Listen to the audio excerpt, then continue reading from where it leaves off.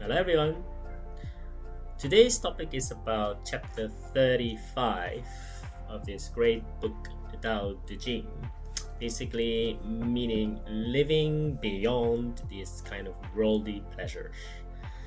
So as you all know, all of us, when you were born, then you have the five senses, which is the hearing, seeing, tasting, smelling, and touching. And this is the worldly pleasures that we all use in our lifetime. So basically, if you tap into those only, that means you have quite a good life, but that is only half of the story. Why is that?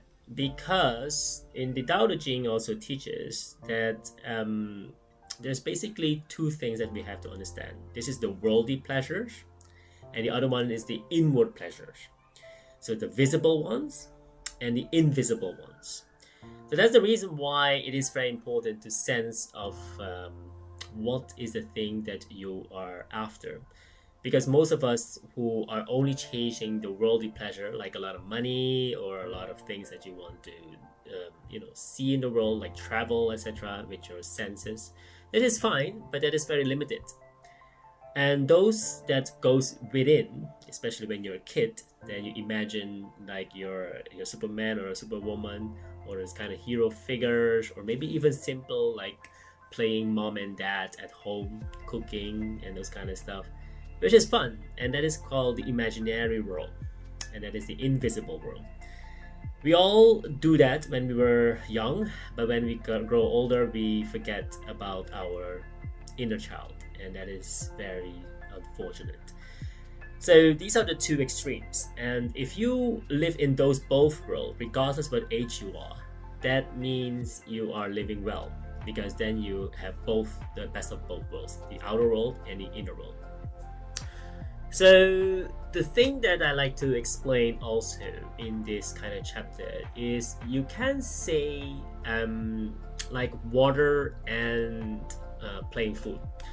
So most of us, when you see a worldly pleasure of drinking a lot of those outer things like coffee, tea, or soda drinks, then it becomes like limited, because you cannot really drink a lot of those kind of stuff, like every day a lot of coffee or a lot of tea or a lot of sugar, soda drinks.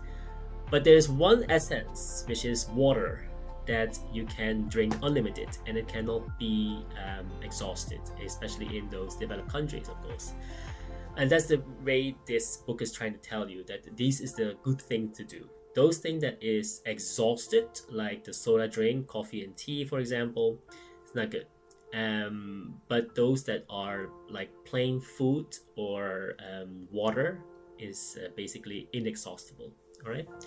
So that's the key concept of this chapter. And I like to tell you also that in real life examples, there are a few of them. Let me give you some of them. Like when you see a calm leader, why do you think, number one, when there is chaos, then people always try to find a leader who is calm? So let's say when your kids also, right, when there's something going on, and your kids, the number one thing they will go is go to their mother or father, okay? Because the leader, basically, or in a company, they always look up to the leader. If there is some issue or problem, then the leader is the one that remains composed and centered during any crisis, okay? So instead of reacting with like your ego or panic in this current situation, you can see the world of chaos, they naturally draws people toward them.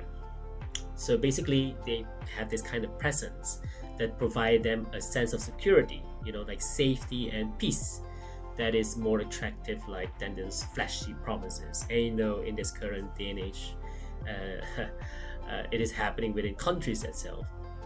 All right, number two is substance over trends. So for example, if you choose a career that is flashy, then it's not really real. The like social media, etc., you can see all those fame on social media and luxuries that is flashing around. Oh, this is a new car, oh, my new plane, oh, look at my wealth, and they flash off those. Those are not really substance that will sustain over time. But what can sustain over time is basically, like I said, your inner peace. And this is very important. We'll come to number 3. So when a person have this kind of inner peace, then it's have some peace in the heart. What do you mean about peace in the heart? Well, then it's less chaotic. It's more centered, no hostile environment, and basically you feel like there is some, like I said in the beginning, the security within, so that there is not any external approval needed.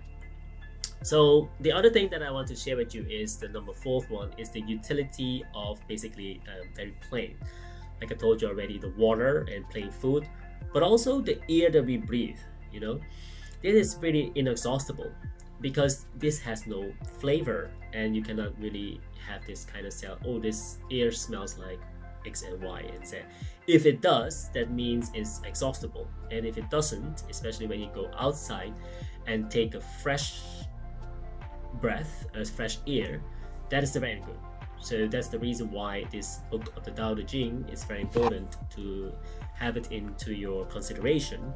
And I'm now in chapter 35, so a long way to go before chapter 81. And let me read it from this book. So, have in your hold the great image, and the empire will come to you. Coming to you and meeting you with no harm, basically. It will be safe and sound. Music and food will induce the wayfarer to stop. The way in its passage through the mouth is without flavor. It cannot be seen, it cannot be heard, yet it cannot be exhausted by use. Like I tried to explain to you the inexhaustibility. Alright, thank you so much, and let's go to the next chapter. Bye.